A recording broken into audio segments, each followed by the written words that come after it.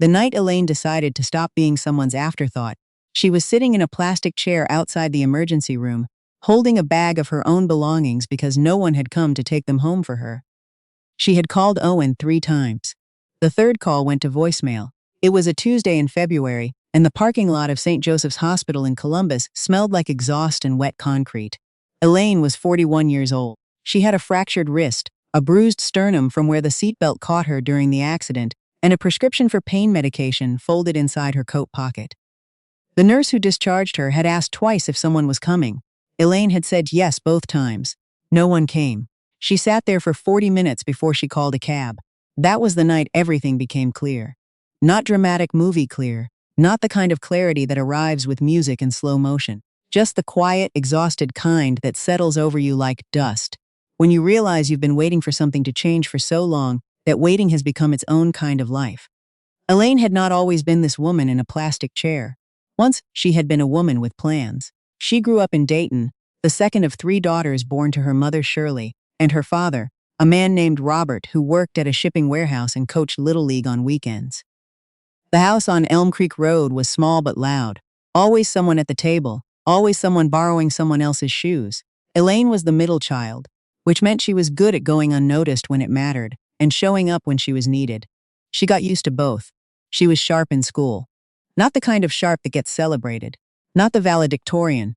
Not the one giving speeches, but the kind that her teachers noticed quietly. A math teacher named Mr. Peterson told her once that she had a mind for systems, for seeing how pieces connected. He suggested accounting. She thought about architecture. She spent a lot of time thinking about both. She met Owen at 23, at a birthday party for a mutual friend in a cramped apartment on the north side of Columbus. He was funny in a room full of people and attentive in a way that felt specific to her, which was new. He laughed at the right things. He remembered details, that she'd mentioned wanting to visit Savannah, that she hated the smell of lavender, that her younger sister's name was Cora. He called when he said he would call. Elaine wasn't naive. She knew attention could be a performance. But Owens felt different, or she told herself it did, which may amount to the same thing. They dated for 2 years. She moved in. They married on a Saturday in October when the leaves were turning, and the light was the color of old photographs. Her mother cried. Her sister Cora made a speech that was funny and true. Owen's best man told a story about Owen that made everyone in the room feel like they understood who he was. Elaine thought she did too. The first year of marriage was good. The second was fine. The third was when the architecture of Owen's attention began to shift in ways she couldn't quite name at the time. He stopped asking about her day with the same interest. When she talked about the accounting firm where she worked, about a client she found difficult or a project she was proud of, his eyes would drift. Not rudely, not cruelly, just away, as if the channel had changed. She told herself it was normal. Everyone said the first few years were the hard ones. She read things about it. She adjusted. Then she got pregnant. The pregnancy wasn't planned, but it wasn't unwanted either. Owen was pleased in a public way. He told people with a pride that seemed genuine, squeezed her hand at the sonogram. But something happened in the months that followed that Elaine didn't fully understand until years later. Owen began making small suggestions. About her schedule. About whether the firm's hours were really practical now. About how his income was solid. How she wouldn't need to stress about the job if she didn't want to. She took maternity leave. She never went back. It happened without a single dramatic conversation. That was the strange part. There was no moment where Owen said, "Stop working, stay home, give up the thing you spent years building." It was just a series of small accommodations, each one reasonable on its own, that added up to a life she hadn't chosen. Their daughter, Harper, was born in March. Elaine loved her with the full force of everything she had. That part was never complicated. Harper was the clearest thing in a life that had become increasingly blurry. But the years passed the way years do when you're not the one deciding how they're spent. Owen's career grew. He was in sales, then management, then regional director for a medical supply company. He traveled more. He came home tired in a way that seemed to excuse him from most of what happened inside the house. Elaine managed Harper's school, her appointments, her friendships, her moods. She managed the grocery lists and the repair schedules and the holiday plans and the correspondence with both sets of parents. She managed Owen's dry cleaning and his dietary preferences and the fact that he didn't like when the dishwasher was loaded a certain way. She managed everything, and in return she was largely invisible. Owen wasn't cruel in the ways that make good stories. He didn't yell. He wasn't violent. He was simply absent in a way that wore her down more slowly than cruelty might have. When she tried to talk about feeling disconnected, he would listen with an expression that looked like patience, but was actually waiting for her to finish so things could go back to normal. He'd say things like, "You're not wrong," or "I hear you," and then nothing would change, and she would wonder if she'd imagined the whole conversation. Harper grew. She was 10, then 12, then 14. She was perceptive the way children of quiet households often are. She noticed things Elaine didn't realize she was broadcasting. Once, when Harper was about 13, she asked her mother out of nowhere why she and Owen didn't talk at dinner. Elaine didn't have a good answer. She said they were tired. Harper looked at her with the careful eyes of someone who knew they weren't getting the whole truth, but had decided not to push. The accident happened on a Wednesday morning in February. Elaine was driving back from dropping Harper at school when a truck ran a red light and caught the passenger side of her car. The impact wasn't catastrophic. She was wearing her seatbelt, the airbags deployed. She was conscious and able to speak when the paramedics arrived. But her wrist snapped on impact and her chest took the belt hard. She was taken to St. Joseph's by ambulance. In the emergency room, between the x-rays and the splinting and the paperwork, she called Owen. The first call rang out. The second call he picked up sounded distracted, said he was in a meeting and asked if she was okay. She said she'd been in an accident. He said he was sorry to hear that and asked if she needed him to come. The way he asked told her the correct answer was no. She said she'd be fine. She was discharged 3 hours later. She sat in the plastic chair outside the entrance and called him twice more. The second time went to voicemail. She left no message. When she finally got home in the cab, Owen was in the kitchen eating leftovers. He looked up, saw the splint on her wrist, and asked if she'd taken anything for the pain. She said yes. He nodded and looked back at his phone. Elaine stood in the doorway of her own kitchen for a long moment. She looked at the man she had been married to for 16 years. She thought about the drafting table she'd had in her apartment at 23, where she used to sketch building facades for no reason, except that she liked it. She thought about how the last time she'd told Owen she was proud of something she'd done, she couldn't remember what he'd said. She thought about Harper asking why they didn't talk at dinner. She went upstairs. She took the pain medication. She lay in the dark and she thought with unusual calm about what her life had become. Not with anger, not with grief, with the kind of clarity that comes when you stop, hoping something is different from what it is. Over the next few weeks, she was careful. She started paying attention in a new way, not looking for reasons to be angry, but looking for the truth of the situation without the softening she'd applied to it for years. She watched how Owen moved through the house.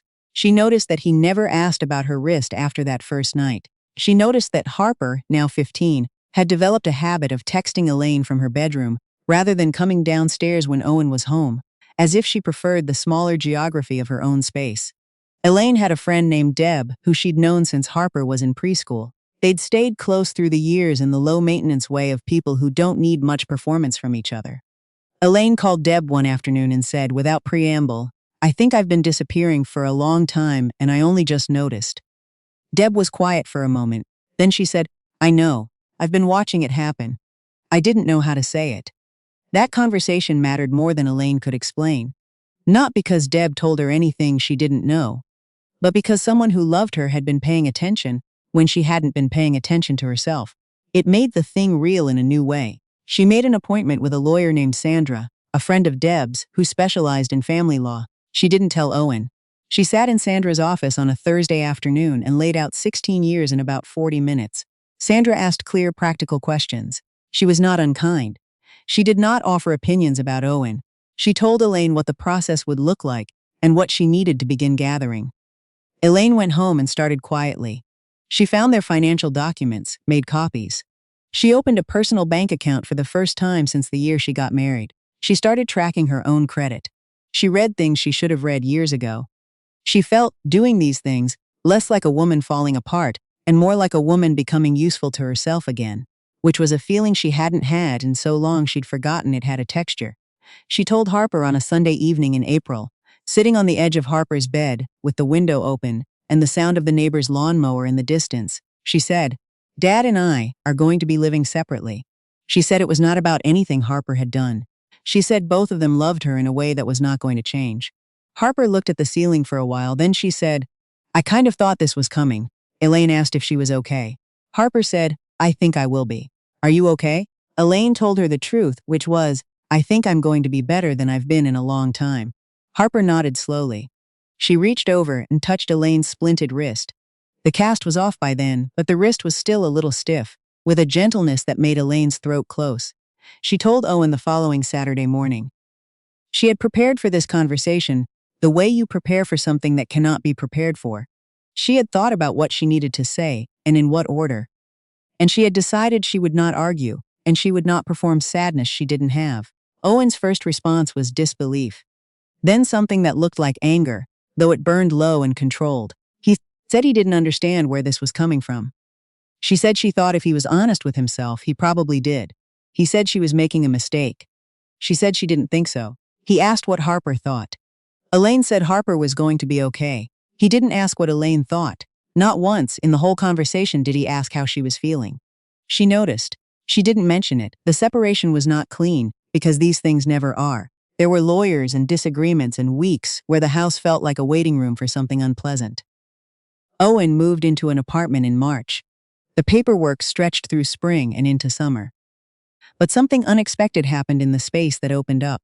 Elaine, almost without deciding to, started drawing again. It began because Harper found a set of drafting pencils in a box in the closet, relics from the apartment on Maple Street from before, and left them on Elaine's nightstand without comment.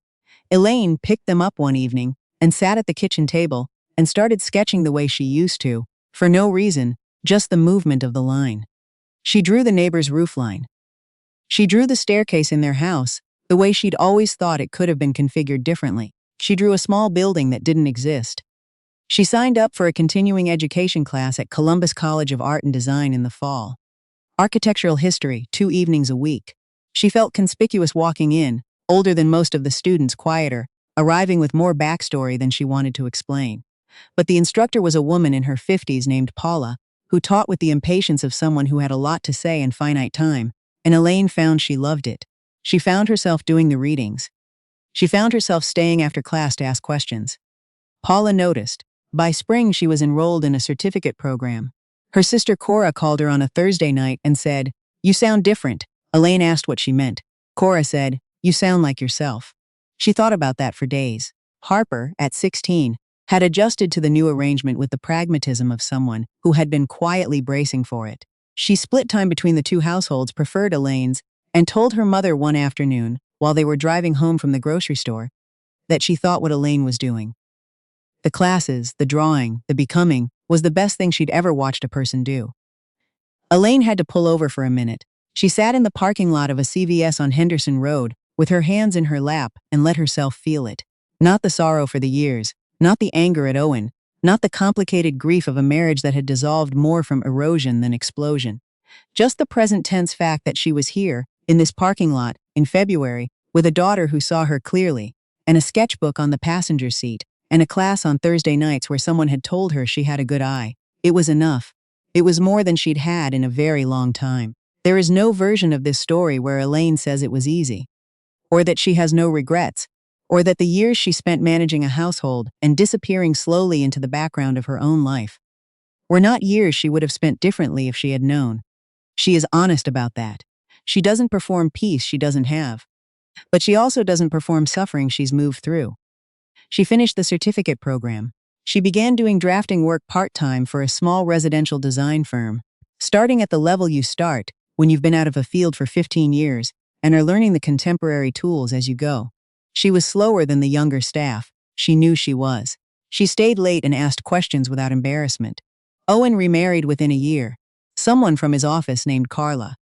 Elaine heard this through Cora and felt, to her own surprise, mostly nothing. A faint wistfulness, maybe, not for Owen specifically, but for the version of herself that had believed, at 25, that she was making a choice that would hold her forever. She grieved that girl a little. Then she let her go. Harper met Carla and came home with the careful neutrality of someone who has decided to withhold judgment. She told Elaine that Carla seemed fine. She asked Elaine if she was okay. This became their language. This recurring checking, this making sure. Elaine found it one of the purest things she had. She started keeping a notebook. Not a journal, exactly. She'd never been one for sustained self-examination in prose, but a collection of things. Sketches and clippings and ideas and the occasional sentence that arrived fully formed and felt worth keeping. One page had a drawing of the hospital parking lot. She'd gone back, once, and sat in the car and looked at the entrance and the plastic chairs lined up under the overhang. She tried to draw it accurately. Not what it meant, just what it looked like. The proportions of the canopy, the spacing of the chairs, the way the automatic doors caught the light. She thought, this is where I started paying attention. She didn't cry. She just drew it and closed the notebook and drove home. Elaine is 43 now. She works 3 days a week at the design firm and spends 2 evenings a week teaching a community drafting workshop. She helped organize through the Arts Center on Fifth Avenue. Mostly adults who didn't study what they wanted to study, who are trying to find their way back to something. She understands them. She doesn't say so explicitly. She just teaches without condescension, and they seem to feel it. She lives alone in a smaller house on the east side, one she chose herself, one where the light comes in the way she wanted, and the kitchen is laid out in a way that makes sense to her. She has a drafting table in the second bedroom. It is covered in work. Cora visits on long weekends. Her mother Shirley calls on Sundays, has started asking about the design work with genuine questions, takes notes sometimes. Harper is 17. She wants to study environmental science. She is confident in the specific way of someone who grew up watching an adult figure out who they were. She has seen that it's possible, and it doesn't frighten her.